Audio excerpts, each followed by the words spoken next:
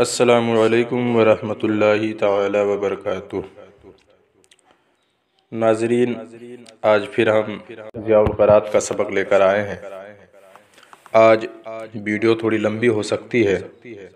لہٰذا بلا تاخیر ہم سبق کو شروع کرتے ہیں۔ بسم اللہ الرحمن الرحیم۔ اس سے پہلے والے سبق میں ہم نے استعاذہ کے بارے میں پڑھا تھا۔ اب یہاں سے بسملہ یعنی بسم اللہ الرحمن الرحیم کے پڑھنے کے بارے میں مصنف علیہ الرحمہ اپنی کتاب میں لکھ رہے ہیں اور کہہ رہے ہیں کہ سوائے سورہ توبہ کے ہر سورت کے شروع میں بسم اللہ لکھی ہے۔ اس وجہ سے سوائے سورہ توبہ کے ہر سورت کے شروع میں بسم اللہ الرحمن الرحیم ضرور پڑھنا چاہیے۔ سورہ توبہ میں پڑھنے سے منع کیا، چاہے کسی سورت کا وصل سورہ توبہ سے ہو یا اسی سورت سے قرات کی ابتدا ہو، اور نہ پڑھنے کی وجہ یہ ہے کہ اس کے شروع میں بسم اللہ مکتوب و مرسوم نہیں، اور مرسوم نہ ہونے کی اصل علت یہ بیان کی گئی ہے کہ حضرت جبرائیل علیہ السلام اس سورت کے ساتھ بسملہ لے کر نازل ہی نہیں ہوئے تھے، اور نبی کریم صلی اللہ تعالیٰ علیہ وسلم نے بسم اللہ لکھنے کا حکم بھی نہیں فرمایا۔ حضرت ابن عباس رضی اللہ تعالیٰ عنہما فرماتے ہیں، میں نے حضرت علی رضی اللہ تعالیٰ عنہ سے دریافت کیا کہ اول برات میں بسملہ کیوں نہیں لکھی گئی؟ فرمایا اس لیے کہ بسم اللہ امان ہے اور برات میں امان نہیں، کیونکہ یہ سورت سیف کے ساتھ نازل ہوئی ہے اور امان و سیف کے درمیان کوئی تناسب نہیں۔ اگر اس پر یہ اعتراض کیا جائے کہ پھر تو سورہ لہب کی ابتدا میں بھی بسملہ نہیں ہونا چاہیے تھی، اس میں بھی غضب خداوندی ہے، تو جواب یہ ہے کہ اس سورت کا برات سے کوئی جوڑ نہیں، بلکہ زمین و آسمان کا فرق ہے، کیونکہ جس شدت کا غیظ و غضب اور قتال و جہاد کا اظہار اس میں کیا گیا ہے، اتنا سورہ لہب یا اور کسی دوسری سورت میں اس کا عشر عشیر بھی نہیں ہے، لہٰذا اس سورت سے برات میں ترک بسملہ پر اعتراض صحیح نہیں۔ ناظرین، ایک بات اور جان لیں کہ ترک بسملہ کا حکم صرف استحبابی ہے، لہٰذا اگر کوئی ابتدائے برات میں بسملہ پڑھ لے تو یہ جائز ہے، چنانچہ بہار شریعت میں جواز کی تصریح ہے۔ مصنف علیہ الرحمہ فرماتے ہیں کہ ہر سورت کے شروع میں بسم اللہ الرحمن الرحیم ضرور پڑھنا چاہیے، تو ضرور کا معنی ہے مستحب،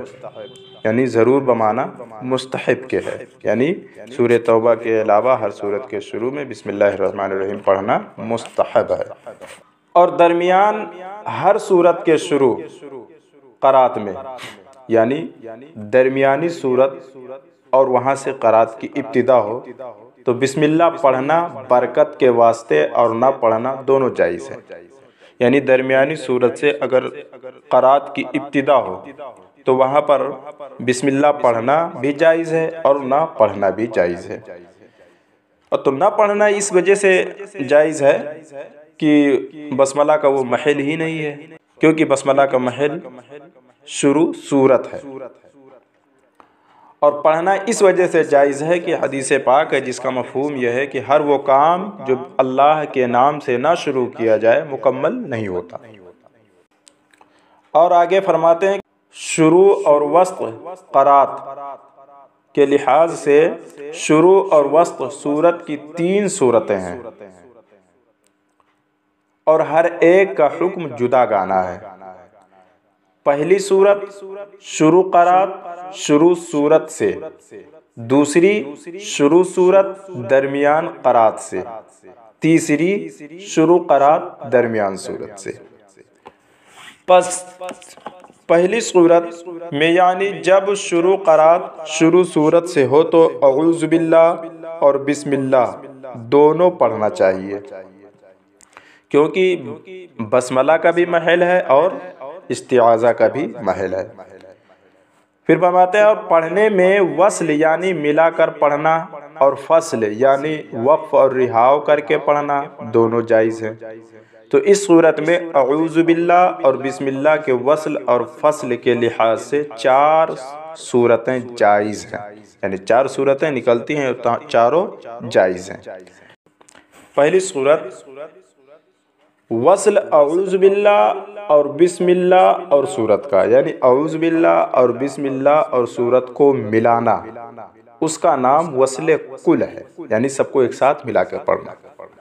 اور اس کو صل وصل بھی کہتے ہیں۔ صل وصل یہ امر کا صیغہ ہے، یعنی ملا اور ملا،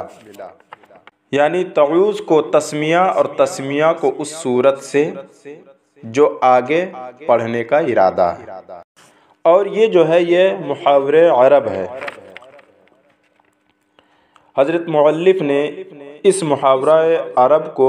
اس لیے بیان فرما دیا تاکہ تطبیق ادا کے ساتھ ساتھ محاورہ عرب کی بھی تطبیق ہو جائے۔ آگے دیکھیے نمبر 2، فصل ہر ایک کا، یعنی اعوذ باللہ اور بسم اللہ اور سورت کا، اس کا نام فصل کل ہے، یعنی ہر ایک کو، اعوذ باللہ کو، بسم اللہ اور جہاں سے قرآن شریف شروع کیا جا رہا ہے جس صورت سے، اس صورت کو علیحدہ علیحدہ کر کے وقف اور رہاؤ کر کے پڑھنے کو فصل کل کہتے ہیں۔ اس کو قف وقف بھی کہتے ہیں، یہ بھی امر کا صیغہ ہے، یعنی ٹھہر اور ٹھہر۔ نمبر 3، فصل اعوذ وصل بسم اللہ، یعنی اعوذ کو فصل کرنا اور بسم اللہ کو سورت سے ملانا، اس کا نام فصل اول وصل ثانی ہے، اور اس کو قف وصل بھی کہتے ہیں۔ تو جو اوپر گزر چکا انہی اوامر پر قیاس کر کے سمجھ لیں۔ وصل اعوذ فصل بسم اللہ، اس کا نام وصل اول فصل ثانی ہے، اس کو صل وقف بھی کہتے ہیں۔ اب دوسری صورت دیکھیے، یعنی شروع اور وسط قرات کے لحاظ سے شروع اور وسط صورت کی 3 صورتیں بیان کی تھی، جن میں سے ایک صورت اب لوگ پڑھ چکے ہیں، اب اس کی دوسری صورت پڑھتے ہیں۔ تو دوسری صورت یعنی جب شروع صورت درمیان قرات سے ہو، ابھی ہم نے پڑھا ہے کہ شروع قرات شروع صورت، یعنی قرات کی ابتدا صورت کی شروع سے ہو۔ اب دوسری صورت میں ہے کہ شروع صورت درمیان قرات سے ہو، بس کسی صورت کو ختم کر کے دوسری صورت یا وہی صورت شروع کی جائے تو اس صورت میں بروایت حفص رحمہ اللہ علیہ، جن کی روایت ہندوستان میں مروج ہے، بسم اللہ ضرور پڑھنا چاہیے۔ اب یہاں پر ایک سوال بیدار ہوتا ہے،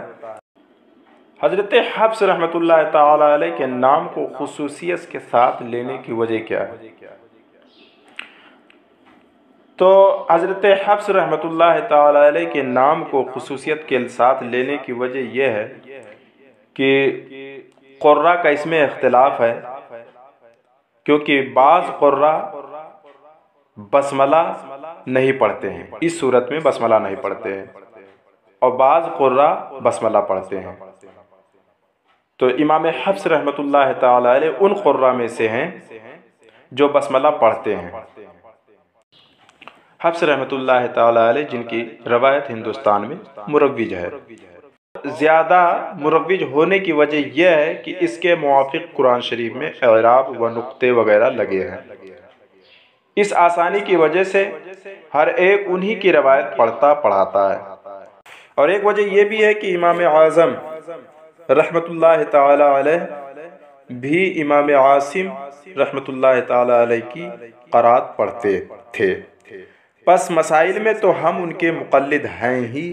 قرات بھی اس لیے اختیار کی کہ اپنے امام کے ساتھ قرات میں بھی موافقت حاصل ہو جائے۔ اس لیے آپ کے نام کو خصوصیت کے ساتھ لکھا کہ بروایت حفص رحمۃ اللہ تعالی علیہ، جن کی روایت ہندوستان میں مروج ہے، بسم اللہ ضرور پڑھنا چاہیے، چاہے دونوں صورتوں کے درمیان فصل کیا جائے یا وصل۔ اور بسم اللہ پڑھنے کی 3 صورتیں ہیں، وصل کل اور فصل کل اور فصل اول وصل ثانی۔ چوتھی صورت وصل اول فصل ثانی اس میں جائز نہیں، کیونکہ بسم اللہ کو شروع صورت سے تعلق ہے، اور اس صورت میں بسم اللہ کو جس سے ملا کر پڑھا جائے گا اس سے بسم اللہ کا تعلق معلوم ہوگا، یعنی آخری صورت سے اس کا تعلق ہو جائے گا، لہٰذا چوتھی صورت جائز نہیں۔ اور جب کسی صورت کو ختم کر کے سورہ توبہ شروع کی جاوے تو وصل، وقف، سکتہ تینوں وجہ جائز ہیں۔ وصل، وقف، سکتہ اور تینوں وجہ جائز ہیں۔ تیسری صورت یعنی شروع اور وسط قرات کے لحاظ سے شروع اور وسط صورت کی 3 صورتیں ہیں، تو 2 صورتیں ہم پڑھ چکے ہیں، اب آخری صورت یعنی تیسری صورت پڑھتے ہیں کہ تیسری صورت یعنی جب شروع قرات درمیان صورت سے ہو تو اعوذ باللہ ضرور پڑھنا چاہیے، اس لیے کہ اسی کا یہ محل ہے۔ بسم اللہ پڑھے یا نہ پڑھے، پس اگر بسم اللہ بھی پڑھی جائے تو صرف 2 وجہ جائز ہیں، فصل کل اور وصل اول فصل ثانی۔ اور اگر بسم اللہ نہ پڑھی جائے تو اعوذ باللہ کو شروع قرات سے فصل کر کے پڑھنا چاہیے، اس میں وصل بھی جائز ہے، بہتر تو یہی ہے کہ اعوذ باللہ کو فصل کر کے پڑھا جائے، لیکن اس میں وصل بھی جائز ہے، لیکن ایک شرط کے ساتھ، بشرطے شروع میں اللہ پاک کا کوئی نام نہ ہو، یعنی اللہ پاک کا ذاتی اور صفاتی نام نہ ہو، اور حضور صلی اللہ تعالی علیہ وسلم کا ذاتی یا صفاتی اسم یا ضمیر نہ ہو، تاکہ معنی فاحش کا وہم نہ ہو۔ آگے دیکھیے، اعوذ باللہ اور بسم اللہ ہر ایک آہستہ اور بلند آواز سے پڑھے جانے میں تابع قرات کے ہیں۔ مصنف علیہ الرحمہ نے تیسرے مذہب پر عمل کرتے ہوئے تحریر فرمایا کہ اعوذ باللہ اور بسم اللہ کو آہستہ اور بلند آواز سے پڑھے جانے میں تابع قرات کے ہیں، اس لیے کہ آیت میں فقط استعاذہ کا حکم ہے، جہر اور سر کی کوئی قید نہیں ہے، اور اس میں قراء کے 3 مذاہب ہیں۔ مذہب اول مطلقاً استعاذہ بالجہر، چاہے قرات بالجہر ہو یا بالسر۔ اب بالجہر کی صورت میں یہ دلیل دیتے ہیں کہ استعاذہ قرات کی علامت ہے، اور علامت مقتضی جہر ہے، اس لیے استعاذہ بالجہر پڑھا جائے گا۔ اور قرات بالسر میں یہ دلیل پیش کرتے ہیں کہ استعاذہ غیر قرآن ہے، اور غیر قرآن کو قرآن کے مشابہ نہ ہونا چاہیے، ورنہ التباس بالقرآن لازم آئے گا، اس لیے مطلقاً استعاذہ کو بالجہر پڑھا جائے گا۔ مذہب ثانی یعنی دوسرا مذہب یہ ہے کہ مطلقاً استعاذہ بالسر، چاہے قرات بالجہر ہو یا بالسر۔